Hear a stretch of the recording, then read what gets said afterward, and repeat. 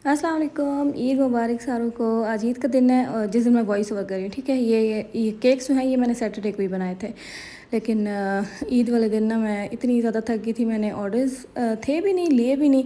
मेरा दिल नहीं था ऑर्डर्स लेने। मैंने बस यही दुआएं करी थी। मैंने कहा बस ईद का कोई ऑर्डर ना हो। तो ये ना किसी को ना करना अच्छा भी नहीं लगता, और फिर मुझे बना के देना पड़ता। मैं पहले इतनी ज़्यादा वो हुई थी ना, फ्रस्ट्रेट हुई थी ऑर्डर से। मुझे थोड़ा सा ना एक रिलैक्सेशन वाला दिन चाहिए था। ऑल्दो मैंने लेनी है, आगे छुट्टियाँ लेनी है, लेकिन स्टिल जो था ना मैं थक गई थी। 2 दिन लगातार जो थे ना मेरे ऐसे ही बगैर नींद के गुजरे, और सोई भी नहीं हूँ।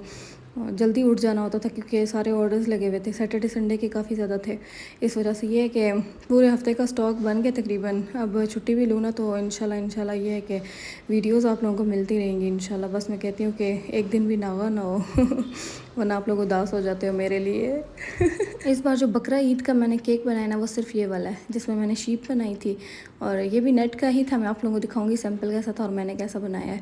और ये था, ये जो साइड से थोड़ी सी क्रीम ख़राब हुई ना, ये बस इसकी टांग रखते रखते गिर गई थी मेरे से, तो ख़राब होगी। लेकिन ये कवर हो जाना था, इसलिए मैंने ज़्यादा टेंशन नहीं ली इसकी। इसके ऊपर डिज़ाइनिंग ही ऐसी थी। तो हमने ना ऐसे गोल गोल बनाने थे, तो ये पूरे केक पे बनाने थे, और इतने प्यारे लग रहे थे ना। पता नहीं, जो सैम्पल पिक्चर थी ना उसमें कुछ फोर्नेट से शायद बने थे, बटन स्टाइल के बने थे, तो इतना ज़्यादा क्लियर नहीं था। मुझे जितनी समझ आई मैंने बस क्रीम से बना दी, क्योंकि बजट भी कम था कस्टमर का, तो उसी में मैंने सारा बना दिया था फिर। और ये क्रीम से ज़्यादा प्यारा लग रहा था प्यारा तो ज़्यादा तो नहीं, लेकिन बिल्कुल सेम टू सेम वैसे ही लुक आ रही थी जैसी थी ना सैम्पल पिक्चर में। बिल्कुल सेम टू सेम वैसा ही था। फादर्स डे के जो है ना सारे केक्स, वो मैं इंशाल्लाह आप लोगों के साथ ना थोड़े थोड़े करके शेयर करूँगी, ताकि मैं वीडियोस जो है ना वो चलती रहे। फिर इंशाल्लाह जब गाँव जाऊँगी तो वहाँ भी व्लॉगिंग जो भी होगी सारी शूट करूँगी, तो हाफ़ केक हाफ़ व्लॉगिंग होगी इंशाल्लाह मेरी आगे। तो उससे ये होता है कि मैं कंटेंट से अपने हटूँ भी ना, और साथ साथ जो है ना मेरी वीडियोस भी आती रहें, और कंटेंट भी मिलता रहे आप लोगों को। होता है ना, थोड़ा सा ना साइड हट के भी कोई चीज़ करनी चाहिए। तो बस ये है कि जो लोग मेरे आते हैं ना इधर चैनल पे या जो भी पेज पे आते हैं केक देखने, वो भी बोर ना हो ना। मैं उनको, होता है अक्सर जब आप लोग अपने कंटेंट से हट के कुछ पोस्ट करते हो ना, तो आपके व्यूअर्स कम होना शुरू हो जाते हैं। तो मैं बस चाहती हूँ कि केक्स भी आते रहें और साथ साथ ब्लॉगिंग भी होती रहे। और ये देखें, जो मैंने सैम्पल पिक्चर दिखाया था ना वो बिल्कुल सेम टू सेम वैसा ही बना था।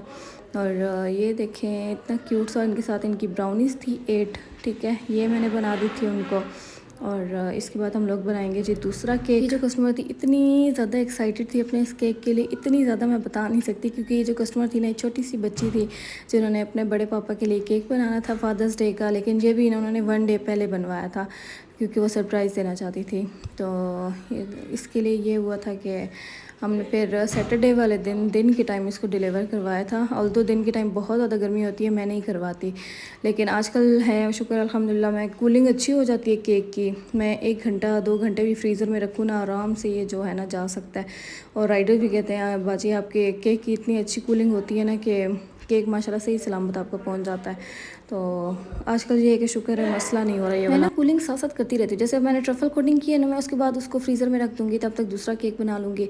और फिर उसके बाद जब उसकी कूलिंग हो जाएगी फिर क्रीम वर्क करूँगी। क्रीम वर्क में पहले फ़ाइनल कोटिंग करती हूँ, ये जो होती है ना फ़ाइनल कोटिंग, ये करके मैं फिर फ्रीज़र में रखती हूँ। फिर थोड़ी सी कूलिंग होगी, फिर उसके बाद मैं फ़ाइनल डेकोरेशन करूँगी, ताकि ना थोड़ी सी इसके अंदर जान आ जाए। जब आप लोग सारी चीज़ें एक साथ करते हो तब जान नहीं बनती, उससे ना मेल्ट होना शुरू हो जाता है। जैसे मैं फॉर एग्जांपल मैं करूँ ना, ट्रफल कोटिंग की है, उसके बाद फ़ौरन से क्रीम लगा दूँ, उसके बाद फ़ौरन से डेकोरेशन कर दूँ, तो वो जो चीज़ होती है ना, वो आजकल की जो गर्मी है ना उसमें एक केक बर्दाश्त नहीं कर सकता, इसको साथ साथ सेट करना पड़ता है। तो मैं तो ऐसे ही सेट करती हूँ, पहले एक चीज़ करके फिर सेट करती हूँ, फिर दूसरी चीज़ करके फिर तीसरी चीज़ करके, तो ऐसे ही जाके फिर ये सेट होता है और अच्छे से डिलीवर भी हो जाता है। बाकी ये जो केक था ना ये सैम्पल मेरा ही था, लेकिन कस्टमर ने कहा था आपने ना यहाँ पे सिर्फ पापा और बेटी बनाना है, ठीक है। तो और ऊपर ये मैसेज उन्होंने लिखवाया था, I love you to the moon and back. और ये जो कस्टमर थी खुद तो बाहर थी, लेकिन यहाँ पे उन्होंने अपने बड़े पापा के लिए केक बनवाया था, और उनका जो नेम था वो सलीमा था। सलीमा ने अपने बड़े पापा के लिए बनवाया था। उन्होंने कहा था मेरा नेम मेंशन करना लाजमी। तो मुझे इतना क्यूट सा लगा था ना। तो लेकिन ये था कि डिलीवरी के दौरान ना इसकी शक्ल थोड़ी सी ख़राब हो गई थी, इसके ऊपर से ड्राइंग थोड़ी सी मिट गई थी। तो खैर कोई नहीं, जो मैसेज कन्वे होना था वो तो हो गया था। और फादर्स डे के लिए था, 2 पाउंड्स था ये, जो मैंने 5 इंच के मोल्ड बनाया था। 3 लेयर्स दी थी इसकी थिक। और अब इसकी पैकिंग कर लेते हैं। पैकिंग के लिए ये जो बॉक्स है ना ये 8x8x4 है, और जो बेस है वो भी 8 इंच की है, लेकिन जो केक का मोल्ड है ना वो 5 इंच है, जिसमें मैंने 2 लेयर्स दी हैं, ठीक है। मोटी लेयर्स नहीं दी, नॉर्मल जो होती है ना लेयर्स वो दी हैं, ताकि 1 पाउंड का बन जाए।